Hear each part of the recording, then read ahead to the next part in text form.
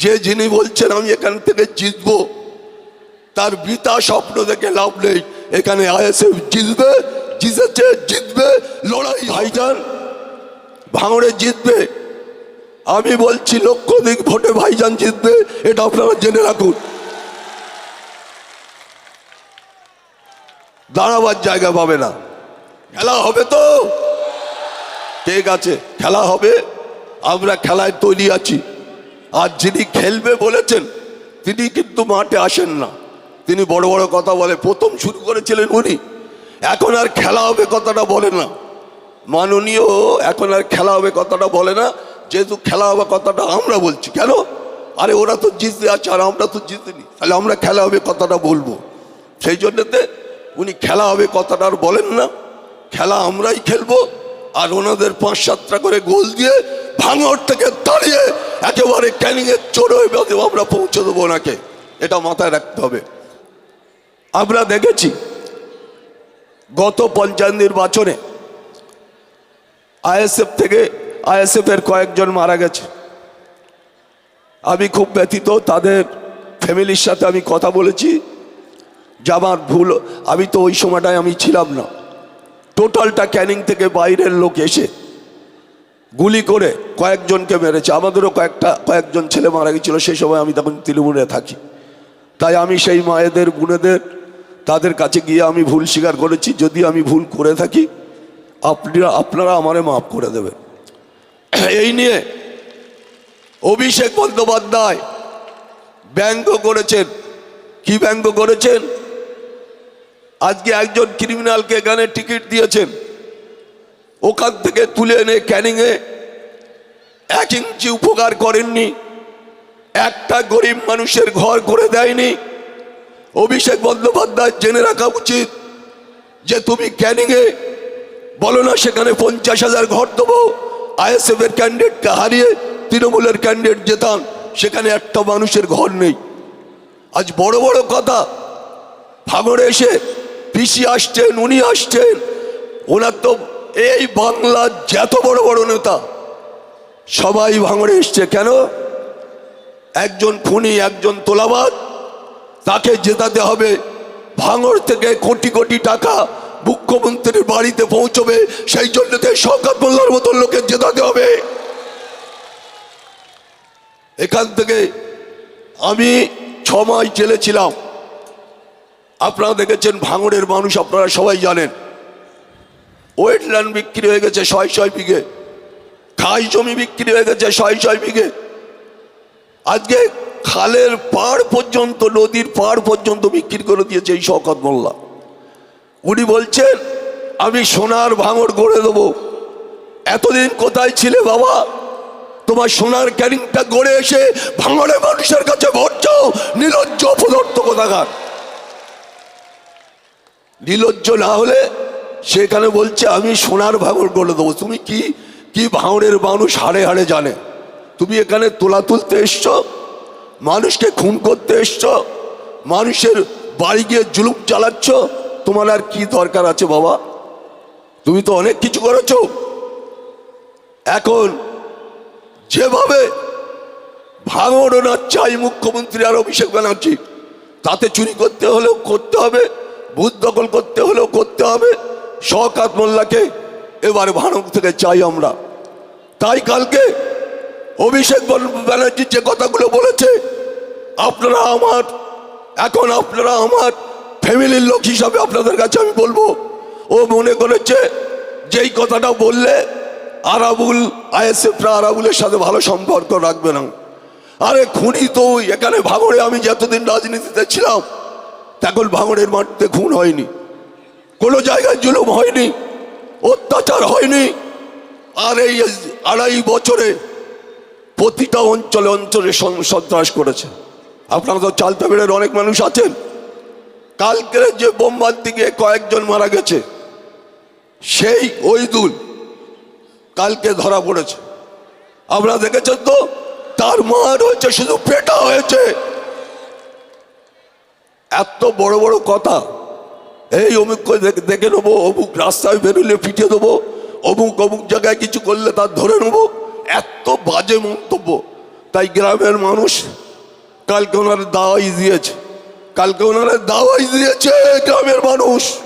যারা আজকে বড় বড় কথা বলছে, যারা আজকে মুখ্যমন্ত্রী বসন মহিলা, সে বলছে শওকত মোল্লা আমার ডান হাত। আর তুমি সরকারি মিটিংয়ে কি বললে? এই তুই তো বোম্বা দিস। সে মিটিংয়ে আমিও ছিলাম, সেই মিটিংয়ে আমিও ছিলাম।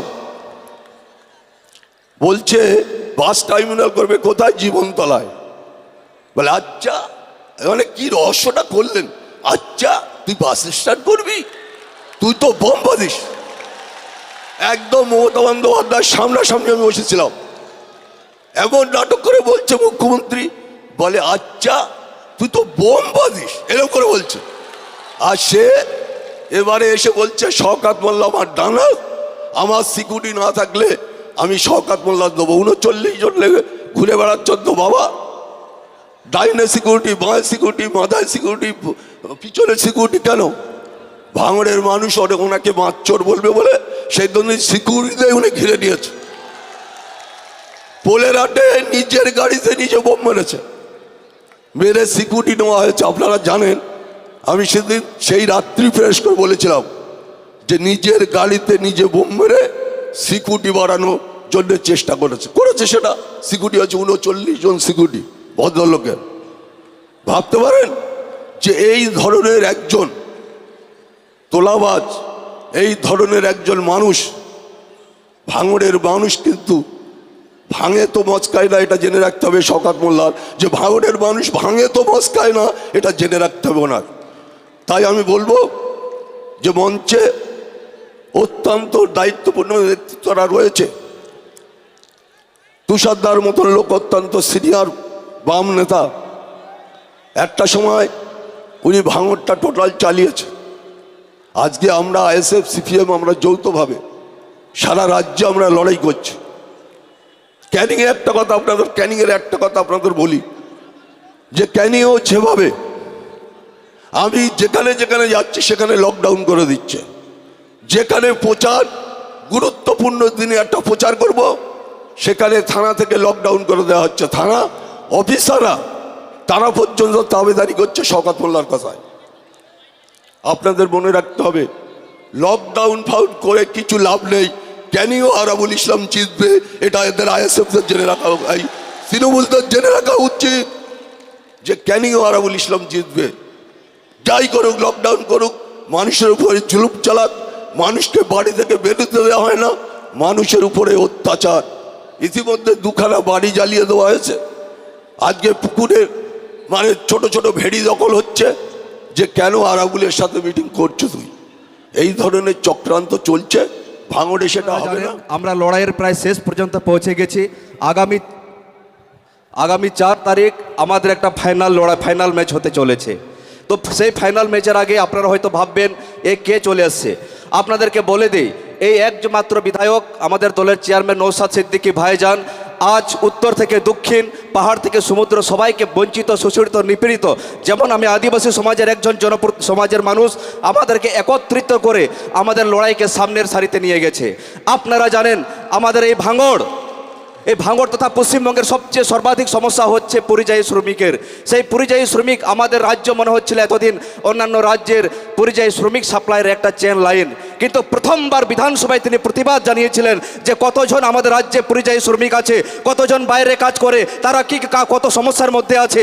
তার পরবর্তীতে আমরা দেখেছিলাম রাজ্য সরকারকে পরিযায়ী শ্রমিক কল্যাণ পরিষদ গঠন করতে হয়েছিল। তো আপনারা জানেন শুধু একমাত্র বিধায়ক আমাদের রাজ্যে 294টি বিধায়ক আছে, তার মধ্যে আমাদের এই জনদরদি বিধায়ক এই প্রস্তাবটি প্রথম বিধানসভায় তুলেছিলেন। তার ফলে আজ এই রাজ্য সরকার পরিযায়ী শ্রমিকদের জন্য আলাদা করে ভাবনা চিন্তা করছে। কিন্তু তিনি ভোটের আগে প্রস্তাব বলেছিলেন সেই পরিযায়ী শ্রমিকদের 5000 করে অ্যাকাউন্টে দেবেন, কিন্তু দুর্ভাগ্যবশত তার কথা কোথায় থেকে যায়, পরিযায়ী শ্রমিকরা সেই দুর্দশায় থেকে যায়। এই পরিযায়ী শ্রমিকদের বলছি আগামী দিনে 4 তারিখ আপনাদেরকে জবাব দিতে হবে। এই নওশাদ সিদ্দিকী ভাইজান, আমরা এক কথায় বলতে পারি আমাদের রাজ্যের এই মুহূর্তে সবচেয়ে একক দক্ষতায় জনপ্রিয়তম কাজের মানুষ সবচেয়ে আমাদের নওশাদ সিদ্দিকী ভাইজান। আজ শুধু ভাঙড় নয়, আজ উত্তরবঙ্গের আমরা যখন গঙ্গা ভাঙন নিয়ে উত্তরবঙ্গের নেতারা চুপ করে থাকে, এ আপনাদের ভাঙড়ের বিধায়ক নওশাদ সিদ্দিকী ভাইজান গঙ্গা ভাঙন নিয়ে কথা বলেন, বিধানসভায় তিনি প্রস্তাব করেছিলেন, তারপরে রাজ্য সরকার সেখানে কয়েকশো কোটি টাকা তাকে পাস করতে হয়েছিল। এটাই আমাদের নওশাদ সিদ্দিকী ভাইজানের জয়।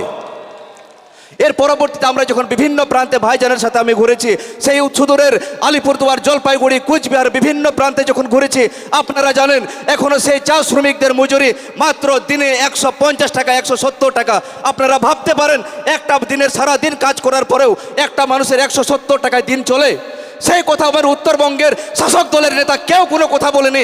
আমাদের ভাইজান, আমরা একসাথে পুরো চা বাগান ঘুরেছি, তিনি এই বিধানসভায় এই কথাটি তুলেছিলেন। আপনাদেরকে কথা দিচ্ছি, আপনাদের এই মাত্র ভাঙড়ের বিধায়ক শুধু আপনাদের বিধায়ক নয়, তিনি আজ পশ্চিমবঙ্গের 294টি বিধানসভার বিধায়ক হয়ে দেখিয়েছেন।